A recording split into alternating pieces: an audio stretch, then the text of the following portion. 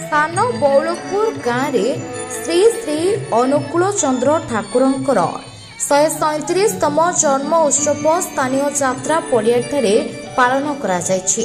ए कार्यक्रम में आखपाख अंचल बहु भक्त माने योगदान करिसेंते एवं अंचल रे एक भक्तिमय परिवेश सृष्टि होइछि। संध्या पवित्र सत्संग आसर उपस्थित सम्माननीय आखपाख ग्रामर कर्मी भाई माने, मोर प्रिय ठाकुर चरणाश्रित माँ और भाई माने, ग्रामवासी साधु सज्जन मंडली समस्त को यह शुभ अवसर रे जय गुरु शुभेच्छा और प्रणाम जनाऊँ।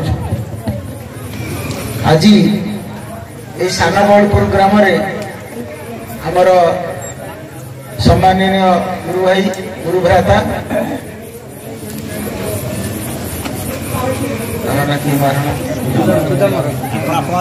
सुदाम महाराणा भाई